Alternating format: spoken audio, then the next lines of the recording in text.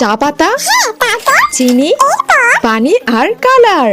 এই সকল জিনিস দিয়ে কি হবে? এইগুলো দিয়ে আলতা হবে। হোয়াট?